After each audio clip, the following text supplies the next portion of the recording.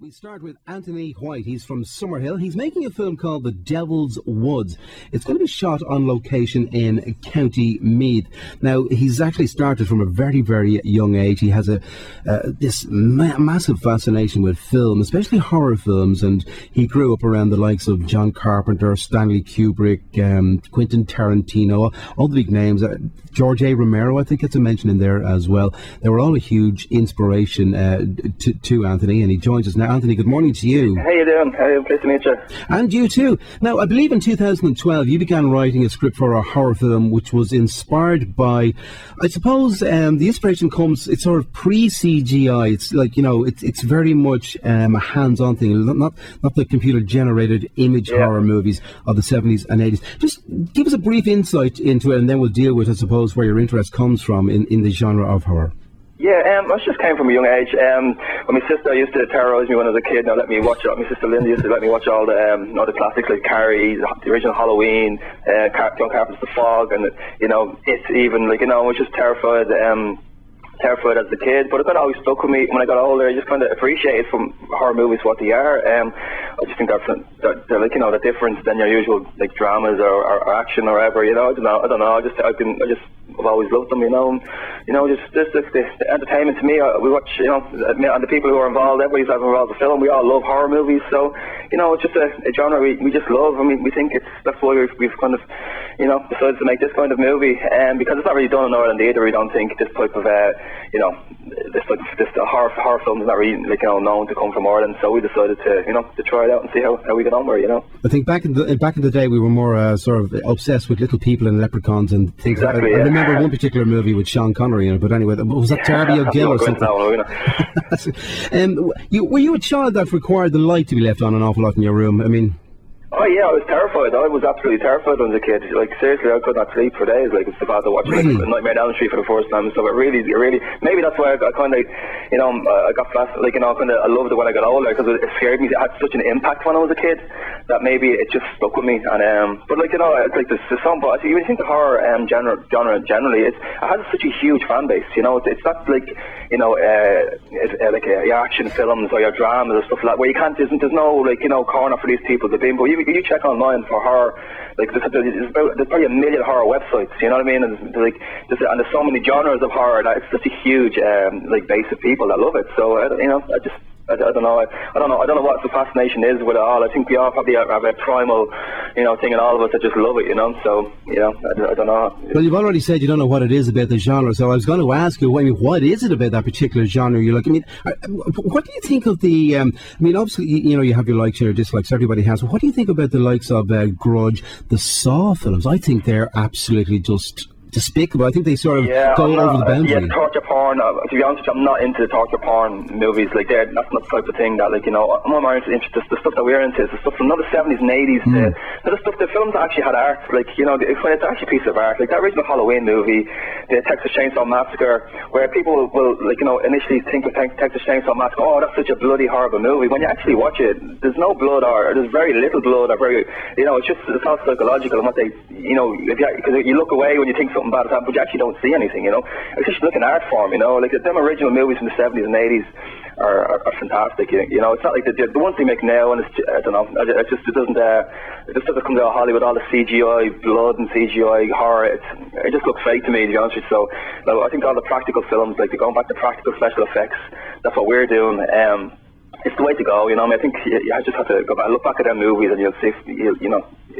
It's their art, a piece of art, more than like entertainment. Do you know what I mean? So. Let's come back to Devil's Wood. The inspiration for Devil's Wood, where does that come from? Yeah, the inspiration comes from actually those movies I just talked about, like the original Halloween, the Texas Chainsaw Massacre, The Shining, Kubrick's. I suppose in terms of the story, more so. Okay, yeah, and the story is it's basically four friends. They're going to a music festival. And on the way to, like, the two lads, there's two boys, two girls, or two couples, But they're on the way to a music festival, and the two lads have heard about this little small town on the way to the music festival that all their friends told them, you have to check this place out. That's this crazy history. But the two girls don't know about it, because if the two girls know about what's going on in the town, they won't want to go there, because they'll be scared.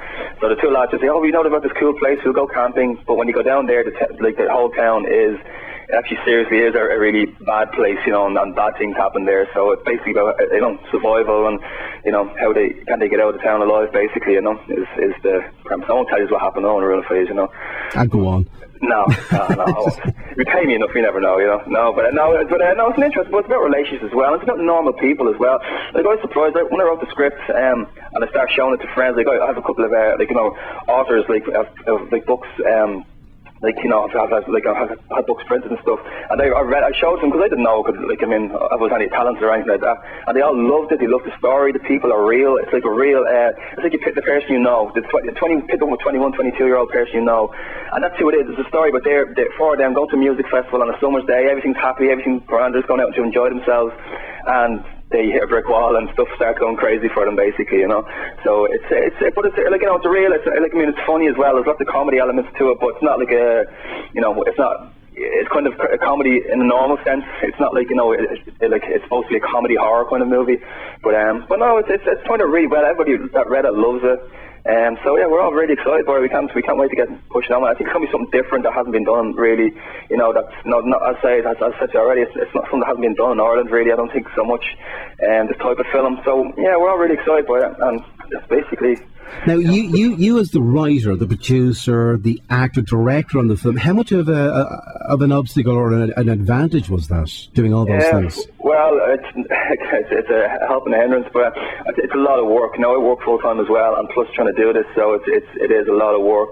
You're trying to, like, you know, trying to get other people passionate as much as obviously it's possible to get people as passionate as I would be about the project, but it's so much work, you know. But I'd say I've enjoyed it, and I've met some fantastic people along the way, like some great people, like that's just love this kind of stuff. And you know, some of the actors I've met have been brilliant, and some of the, you know, I've met other directors. I've met the director of Stitches, who did Stitches last year, and I've met Randall Plunkett, who did a film. He's actually in Cannes next week. He did Out There, and he's such a nice person. I don't think I've ever met in my life, you know. So I've met some fantastic people through this as well. So yeah, it's you know. So we leapfrog maybe forward 5 or 10 years. This is a big ask, but I mean, do you see yourself perhaps making movies then directed at, I suppose, maybe the likes of Cannes? I mean, you know, you look at these movie festivals, or do you see yourself moving to America, to a different country, because perhaps funding-wise, maybe the opportunities are better for what you're doing?